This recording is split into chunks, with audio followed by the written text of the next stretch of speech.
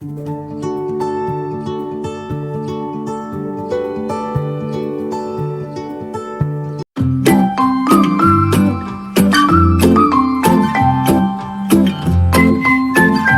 Morning guys, आप लोगों का स्वागत है मेरे चैनल पे। आज हम एक नए सीरीज़ के साथ स्टार्ट दोबारा से आए हैं।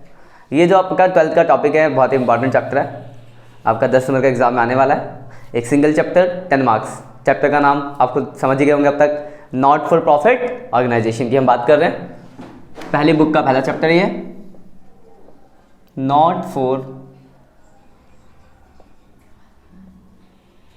Profit organisation. देखो, ऑर्गेनाइजेशन दो तरह की होती है, एक वैसी ऑर्गेनाइजेशन जिनका मोटिव प्रॉफिट कमाना है और एक ऐसी ऑर्गेनाइजेशन जिनका मोटिव प्रॉफिट कमाना नहीं है। जैसे मैं बात करूँ रिलायंस, रिबॉक, एडिडास, ये सारी ऑर्गेनाइजेशन किसके लिए बनी है? प्रॉफिट कमाने के लिए। पर कुछ ऐसी भी ऑर्गेनाइजेशन जो आप सिर्फ सर्विस प्रोवाइड करती है, जो सर्विस प्रोवाइड करने के लिए बनी है। जैसे कोई स्कूल हो गया, government school, government hospital, SAC, मतलब हमारा ये चैनल संजीव अकाउंटेंसी क्लासेस, ये भी क्या है? Not for service, not for profit. ठीक है, तो सर्विस की हम बात करें तो इन ऑर्गेनाइजेशन का जो मोटिव होता है वो प्रॉफिट कमाना नहीं होता, तो इनकी अकाउंटिंग भी थोड़ी अलग होती है। जैसे अपने प्रॉफिट मेकिंग की बात की 11th में पढ़ा होगा, तो वहाँ पे हम ट्रेडिंग, P&L और बैलेंस शीट बनाते थे। हम आज जो बात कर रहे हैं वैसे ऑर्गेनाइजेशन जिनका मोटिव प्रॉफिट कमाना नहीं है, जिनका मोटिव है सर्विस प्रोवाइड करना, तो उनका जो अकाउंटिंग है वो थोड़ा अलग है। यहाँ पे जो हम बनाएंगे वो कुछ इतनी अकाउंट बनाने हैं। यहाँ पे पहला अकाउंट जो हम पढ़ेंगे यहाँ पे वो रिसीप्ट्स एंड पेमेंट अकाउंट पढ़ेंगे, रिसीप्ट्स एंड पेमेंट अकाउंट। दूसरा जो हम यहां पढ़ने वाले हैं that is income and expenditure account. तीसरा जो हम यहां पे पढ़ेंगे वो पढ़ेंगे बैलेंस शीट। ये तीन मेन टॉपिक है यहां से, और 3 सब टॉपिक भी यहां पे पढ़ने हैं आपको। पहला कंजम्पशन निकालना, दूसरा सब्सक्रिप्शन निकालना, और तीसरा फंड बेस्ड अकाउंटिंग या फिर कह लो ट्रीटमेंट ऑफ फंड। तो देखो कुल 6 टॉपिक है। यहां से आपका 3 मार्क्स का आने वाला है, यहां से 6 नंबर का, 3 और 6 9 हो गया, और 1 नंबर की थ्योरी आएगी MCQ। तो 10 नंबर का आपका पूरा ये चैप्टर है। Receipts and payment account, income expenditure, balance sheet, ये 3 हो गए आपके मेन टॉपिक। एक ज़्यादातर जो चांस है वो यहां से आएगा आपका, इनकम एक्सपेंडिचर, या कभी कभार बैलेंस शीट के साथ आएगा, हम क्वेश्चन देखेंगे आगे। और दूसरा है कंजम्पशन, सब्सक्रिप्शन और फंड बेस्ड अकाउंटिंग, जो 3 नंबर का आपका आने वाला है। एक यहाँ से आपको टॉपिक पढ़ना है। तो इतनी सारी चीज़ें जो यहाँ पे पढ़नी है, तो हम एक एक करके स्टार्ट करेंगे कि क्या अकाउंट का कैसा फॉर्मेट है, कैसे बनाना है। ठीक है, तो पहले आपका चैप्टर का ओवरव्यू क्लियर हो जाना चाहिए कि जो चैप्टर है, इस चैप्टर का मोटिव होता है प्रॉफिट नहीं कमाना, थ्योरी में आ सकता है। तो मतलब वैसे ऑर्गेनाइजेशन जो ओनली फॉर सर्विस बनी है, सर्विस प्रोवाइड कर, जैसे गवर्नमेंट स्कूल है, आपकी फीस होती है 300 रुपये 3 महीने की, 300 भी नहीं, 60 रुपये, और एक टीचर की सैलरी होती है महीने की 1 लाख। तो आपसे थोड़ा कुछ ले रहे हैं, तो ये नॉट फॉर प्रॉफिट ऑर्गेनाइजेशन है, जिनका काम है मोटिव की प्रॉफिट, मतलब क्या कहते हैं, सर्विस प्रोवाइड करें। तो इनका जो सोर्स ऑफ इनकम होगा ये थोड़ा अलग होगा।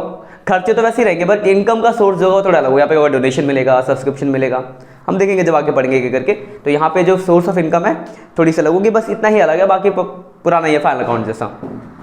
तो देखो हम स्टार्ट करेंगे रिसीप्ट्स एंड पेमेंट अकाउंट से, जो सबसे शुरू में है यहाँ पे, और सबसे आसान भी है, रिसीप्ट्स एंड पेमेंट अकाउंट। देखो इस रिसीप्ट्स एंड पेमेंट अकाउंट को हम समरी ऑफ कैश बुक भी कहते हैं। अब आप लोग कहोगे इसे समरी ऑफ कैश बुक क्यों कहते हैं? देखो आपको भी पता चल जाएगा कि क्यों कहा जाता है। इसका फॉर्मेट है रिसीप्ट, अमाउंट, पेमेंट, अमाउंट। सबसे पहले यहां पे आता है इसका बैलेंस BD। किसका किसका बैलेंस आता है इसके अंदर? कैश और बैंक, दोनों दिया तो दोनों, एक दिया तो एक। कैश बैंक का ओपनिंग बैलेंस इधर आ गया, क्लोजिंग बैलेंस इधर आता है बाय बैलेंस CD, कैश और बैंक। ओपनिंग बैलेंस आ गया, क्लोजिंग बैलेंस आ गया। वो सारी ट्रांजैक्शन जिनसे पैसा आ रहा होगा वो डेबिट में आएगा। डेबिट में आता है टू ऑल रिसिप्ट्स, मतलब वो सारी ट्रांजैक्शन जिससे पैसा आएगा डेबिट में। पेमेंट हुआ तो बाई ऑल पेमेंट, तो वो सारी ट्रांजैक्शन जिससे पैसा गया वो क्रेडिट में। अब देखो आपने 11th में कैश बुक पढ़ा होगा, वहां पे भी ये होता था ओपनिंग बैलेंस, जितना पैसा आया डेबिट, जितना पैसा आया क्रेडिट, बैलेंस CD। बस उसमें ये था कि वहां पर आप डेट के बेसिस, मतलब डेली बेसिस बनाते थे कि अगर साल में आप 20 बार सैलरी पे हो तो 20 बार आएगा डेट डाल के। पर ये होता है at the end of the year बनता है, तो अपने पूरे साल में मान लो 20 बार कुल मिला के 20,000 सैलरी पे करी तो सीधे आएगा बाई सैलरी 20,000। मतलब कैश बुक को शॉर्ट में दिखा रहा है, इसलिए इसका नाम है समरी ऑफ कैश बुक। कौन से बेसिस पे बनता है अकाउंटिंग? तो ये बनता है कैश बेसिस पे।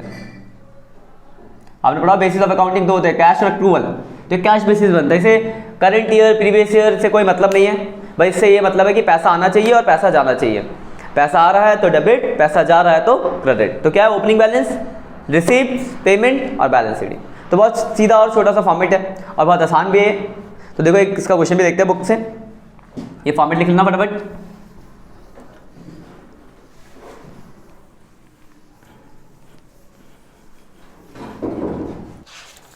इसका फॉर्मेट भी अगर आपका बुक है टी.एस. अग्रवाल की, तो पेज 1.3 पे इसका फॉर्मेट दिया है, जिससे आप थोड़ा अच्छे से जान जाओगे कौन कौन सी इनकम है। पर बाकी मैं आपको एक क्वेश्चन दिखाता हूँ। 5-6 क्वेश्चन इसमें बुक में। फर्स्ट क्वेश्चन देखते हैं, लिखा है from the following information given below prepare receipts and payment account of railway cross of the Delhi 31 March 2020। आपको रिसीप्ट्स एंड पेमेंट अकाउंट बनाना, तो बस फॉर्मेट ड्रॉ कर लो, receipts and payment, receipts and payment account. Question number first, याद रखना बहुत important chapter है और बहुत कंफ्यूजन भी देता है अगर आप सही से स्टार्टिंग से बेस क्लियर नहीं रखोगे। और बहुत इंपॉर्टेंट क्यों है? क्योंकि 10 नंबर का है। समझ सकते हो कि 10 नंबर कितना इंपॉर्टेंट सकता है, 80 में से 10% भी मत बोलो। देखो क्वेश्चन में आपको लिखा है cash in hand 4390, opening balance रखा कैश का, तो मैंने बताया था ओपनिंग बैलेंस आता है बैलेंस बीडी, और इसमें सिर्फ कैश का ही बैलेंस है 4390। उसके बाद लिखा सब्सक्रिप्शन। देखो सब्सक्रिप्शन क्या होता है? सब्सक्रिप्शन मिलता है, सब्सक्रिप्शन मतलब सब्सक्रिप्शन फीस। जैसे आप लोग अमेजन प्राइम सब्सक्राइब करते हो तो महीने का 149 रुपये सब्सक्रिप्शन फीस देते हो। जिम ज्वाइन करते हो तो जिम का महीने का 800 रुपये, 900 रुपये, 1000 रुपये सब्सक्रिप्शन फीस देते हो। मतलब जब आप कोई सर्विस सब्सक्राइब करते हो तो उसकी एक एनुअल या मंथली एक फीस होती है, जिसे कहा जाता है सब्सक्रिप्शन फीस। तो एनपीओ सर्विस प्रोवाइड कर रहा है तो कुछ फीस तो चार्ज करता है थोड़ा बहुत, तो फीस जो मिल रही है उस फीस को कहते हैं सब्सक्रिप्शन फीस। तो वो हमारे लिए क्या होती है? इनकम। तो बस ध्यान रखना यहाँ पे जो इनकम होंगे वो थोड़े से अलग होंगे नाम, तो धीरे धीरे जैसे जैसे आप क्वेश्चन करते जाओगे नाम जानते जाओगे। दूसरा लिखा डोनेशन, तो सिंपल सी बात है डोनेशन भी आपको मिलेगा ही, एनपीओ है। अगर लिखा है कि हाँ डोनेशन आप किसी को दे रहे हो अलग बात है, गिवन लिखा होगा, वरना नॉर्मल डोनेशन मतलब आपको मिल रहा है। उसके बाद एंट्रेंस फीस, तो आपका कॉलेज है, कॉलेज तो कॉलेज क्या कराता है? एंट्रेंस कराता है। तो एंट्रेंस का एक छोटा सा फीस होता है, यहाँ 400 रुपये का फॉर्म है, 200 रुपये का फॉर्म है, तो एंट्रेंस फीस भी तो आती है, तो भी इनकम है आपकी। फिर लिखा रेंट रिसीव, तो देखो तो साफ साफ लिखा रेंट रिसीव, तो आएगा रेंट रिसीव फॉर क्लब। कितना रेंट रिसीव हुआ आपको? 5250। उसके बाद लिखा इलेक्ट्रिसिटी चार्ज, देखो नाम से बताया इलेक्ट्रिसिटी चार्जेस, तो पैसा जा रहा है तो बाय इलेक्ट्रिसिटी चार्जेस। कितना इलेक्ट्रिसिटी चार्जेस? 3440। फिर लिखा बाय टैक्सेस, तो पैसा गया, सिंपल सी बात है, टैक्सेस पेड। कितना टैक्स पे कर दिया आपने? 490। उसका लिखा सैलरी, तो सिंपल सी बात है सैलरी भी आप पे ही करोगे, तो बाय सैलरी, सैलरी देखिए 21500। फिर लिखा हॉर्नोरियम टू सेक्रेटरी, तो बाय हॉर्नोरियम टू सेक्रेटरी। कितना पे? हॉर्नोरियम 2500 रुपये। उसके बाद लिखा बाय लिखा इंटरेस्ट रिसीव इन्वेस्टमेंट, इंटरेस्ट मिला तो डेबिट में, इंटरेस्ट ऑन इन्वेस्टमेंट। कितना मिल गया आपको इंटरेस्ट इन्वेस्टमेंट? 2950। फिर लिखा प्रिंटिंग एंड स्टेशनरी, तो सिंपल सी बात है प्रिंटिंग कराने में आपका पैसा गया, तो इधर प्रिंटिंग एंड स्टेशनरी। कितना प्रिंटिंग एंड स्टेशनरी? 350। उसके बाद लिखा है पीटी एक्सपेंसेस, तो ये भी पैसा गया, पीटी एक्सपेंस छोटे मोटे खर्चे, पीटी एक्सपेंसेस। कितना गया पीटी का खर्चा? 900 रुपये। फिर लिखा इंश्योरेंस प्रीमियम, तो इंश्योरेंस भी आपने पे करा है, इंश्योरेंस प्रीमियम पेड। कितना अमाउंट है? 310। मतलब क्या करा था? सीधा था जितना पैसा आया वो डेबिट, जो पैसा गया क्रेडिट, जोड़ेंगे घटाएंगे, जो बच जाएगा वो बैलेंस सीडी आ जाएगा। तो निकालना पड़ेगा आपको, डेबिट साइड को जोड़ेंगे और घटा देंगे। तो आप पता है इसको जोड़ना, टोटल करने में टाइम लग जाएगा, टोटल करना, इसको घटाना, ये जो बच जाएगा आपका बैलेंस सीडी, बस खत्म।